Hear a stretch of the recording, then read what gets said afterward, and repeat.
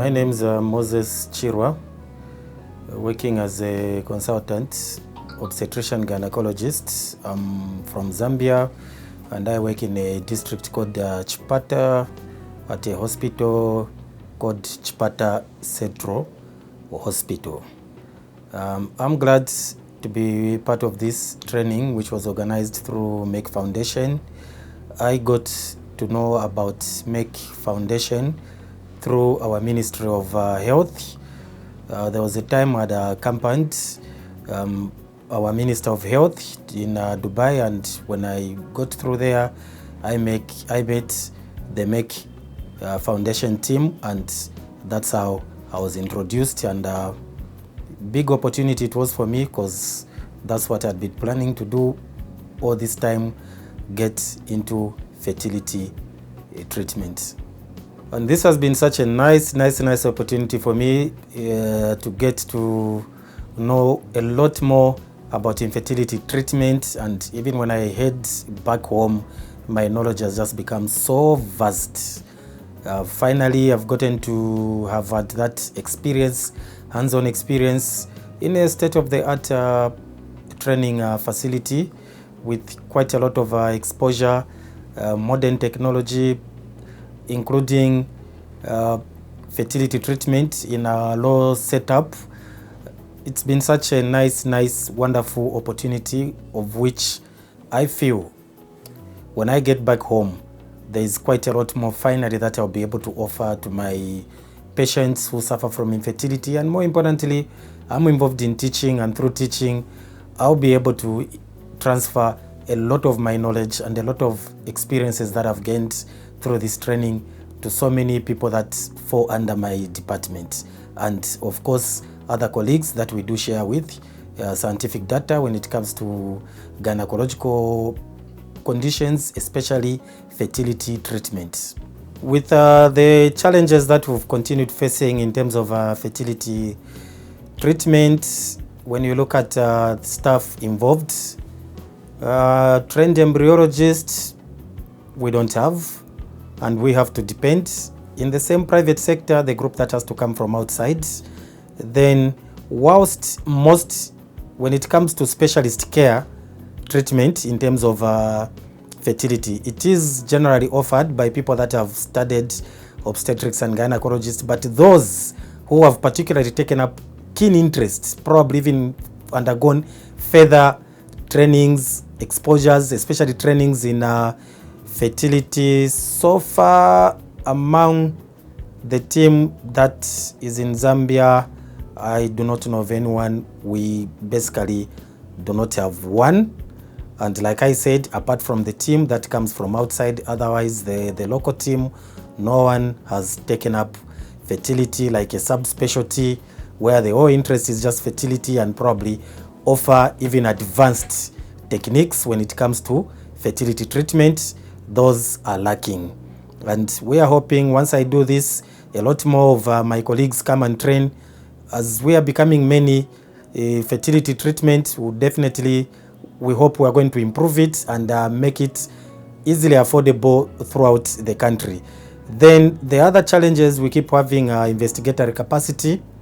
Investigations when it comes to fertility. Yes, the big centers, the bigger hospitals, tertiary hospitals, district hospitals, they can do up to radiological investigations like hysterosalpingograms, but the other types, especially when it comes to further tests, hormones, and a few further tests, the nitty-gritties of fertilities, those, no, they are lacking. And if we have to do them, yes, we may engage one or two labs which are in the private sector, but in the government sector, those challenges are very much there. First, investigatory capacity, it's limited. 2, the expertise is limited. 3, the drugs are equally limited. Of course, one thing is no one has taken up that interest, but with thanks to Merck Foundation, Merck More Than a Mother, as many of us get exposed, as many of us get to train, finally we have this group of obstetricians, gynecologists who are going to take up this keen interest in fertility, And therefore, even as we shape up budgeting, getting consumables, supplies in the hospitals, finally we'll get to prioritize fertility treatment and we'll know specifically what we need to get. So in the rural areas, that's where the biggest challenge is. First and foremost, even the number of doctors who are there are not many. But even the few that are there, when it comes to capacity, handling, treating infertility, no, that is lacking too. Equipment, necessary investigations, drugs, those are not there. And all places in rural areas, they have to refer to the districts. But even in these districts, most of them, they still have to refer to the bigger centers. And I'm talking about a country where we have over 100 districts. But if you are to look at centers that would be able to at least investigate basic minimum requirements, very few, maybe probably 10 to 20 and there, but getting through to the advanced now form of treatment, for that one, with all the government hospitals, rural, urban, there we are at zero. We are not yet there, apart from one private institution that I named, which is in the capital of Lusaka.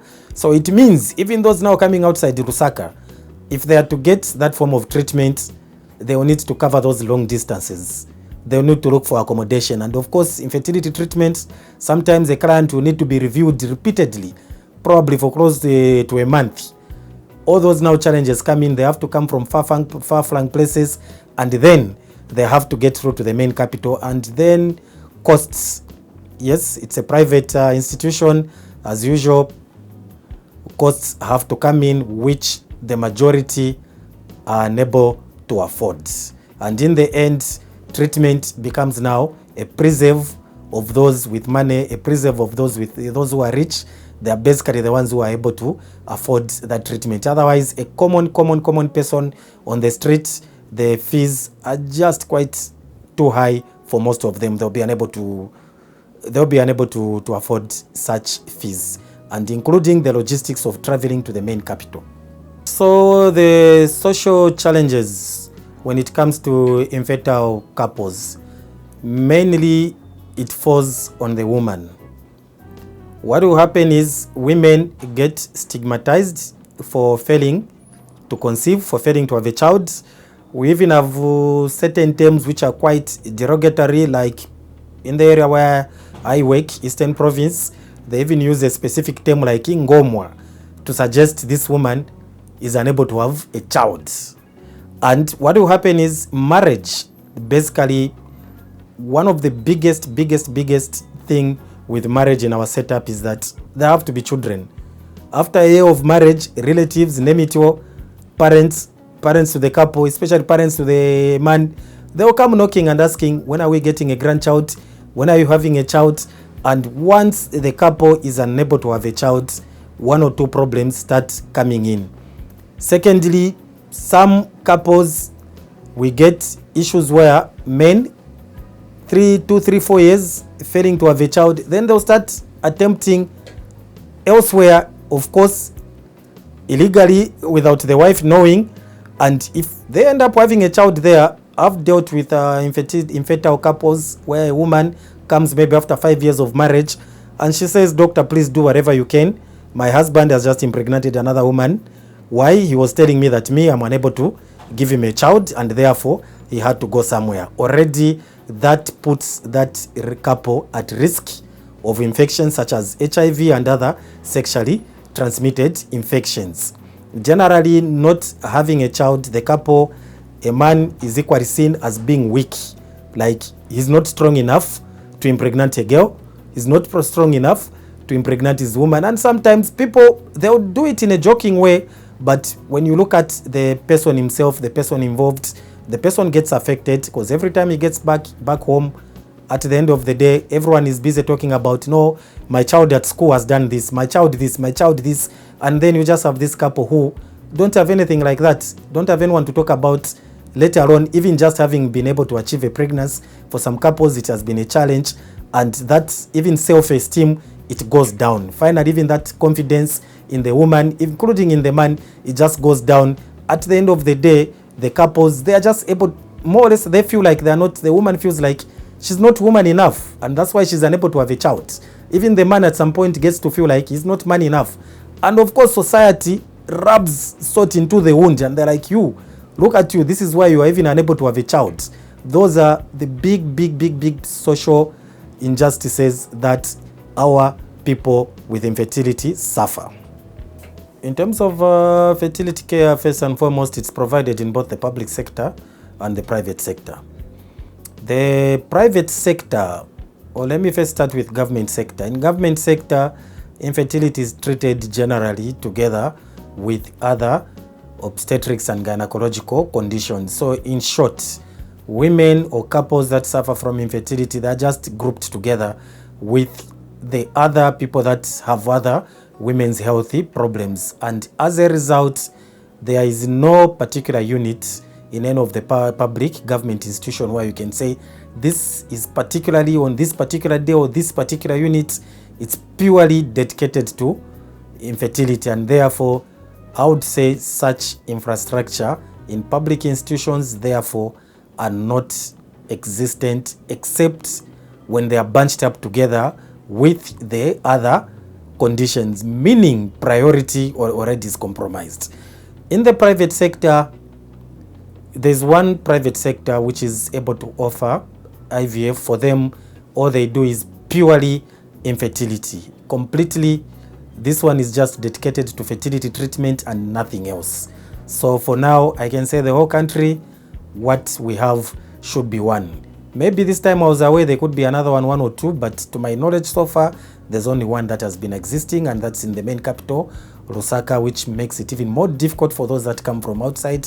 And of course, being a private sector, expenses are a little bit high, and the people that offer the treatment, they are not local. They come from another country.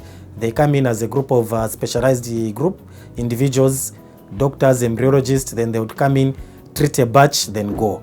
Already that in itself also makes it a little bit more difficult for a lot of our people back home. Available options right now in most of the places, we can only treat up to giving medications with clomiphene, hoping the woman will be able to ovulate. So therefore, the only couples we can treat are those with the ovulatory dysfunction. However, the majority, a good number of infertility cases that we see, let me talk about women first before I go to men. So with women, we see a lot of tubal factor infertility. And unfortunately for tubal factor infertility, the only treatment, the only way out is IVF. And no center offers IVF apart from one private center, the same one which I spoke about, which makes it so difficult. Immediately somebody's tubal factor infertility, then that's it. Either they have to access the same one private center, or we just have to transfer them out of the country. And a number of them have actually been referred to countries nearby, South Africa, India, and the other countries which have more centers and expertise in treating infertility when it comes to tubal factor, which unfortunately is just one of the major contributors of infertility. Then when it comes to male factor infertility, even becomes more challenges, because first and foremost, they will still need IVF, they will need H.E, and then even those other procedures which are required in men like TESA, PESA, aspiration of sperm, name it all, such are never offered at all. And if somebody has got such level of a problem, it will mean they'll be required to be referred outside the country. Through this training, I've been equipped with quite a lot of knowledge. I think I understand. Yes, I thought I knew infertility, but with this training that I've been exposed to, I've come to understand the various, including the various methods. I would have read about them, but it differs when you are seeing something, when you're exposing, and even more importantly, this is a training that has given us quite a lot of hands-on experience. Talk of egg pickup, scanning for infertility. I'll go back with this knowledge and expertise, which will be so beneficial, and more importantly, even as I train, starting from medical students, colleagues, especially including those who are doing postgraduate training.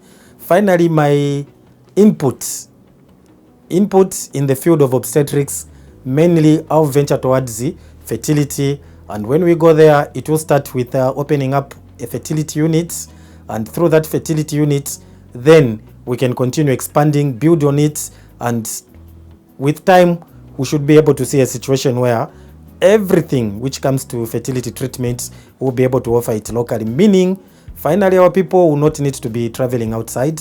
And as more gynecologists get trained in fertility, it means a lot more centers will have fertility specialists. As in provinces, we have 10 provinces, and if we can have one at least in each province, it means even all those who are forced to cover long distances, all those will be able to get one fertility specialist at least within a 2 to 4 hour distance, and that will go a long way in alleviating the suffering of these couples who are suffering from fertility, and knowing challenges of fertility, stigma that comes with it, how women are stigmatized for not having children.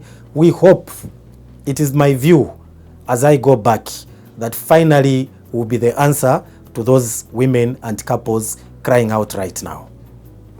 I have to thank Merck through the Merck Foundation, through the Merck More Than a Mother program. Without them, I wouldn't have had this exposure. Without them, I wouldn't have had this training.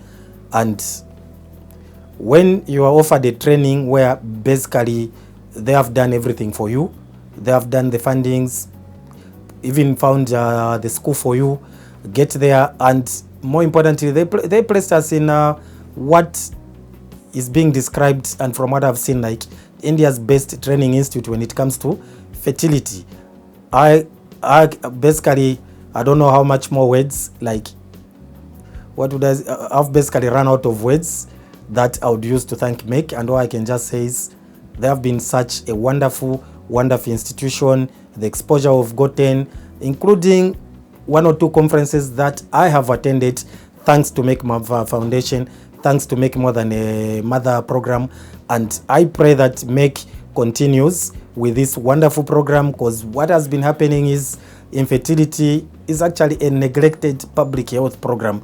It is a big public health problem which has been neglected. Not many governments have paid attention to it. I take it, people take it, hey, it's not like somebody's sick, but the social burden that it has on infertile couples is quite big. And I have to thank Merck More Than a Mother for this opportunity. It was such a big opportunity which gave me this exposure, which gave me this training, and including all the connections eventually that I've gathered whilst in India. Thank you very much.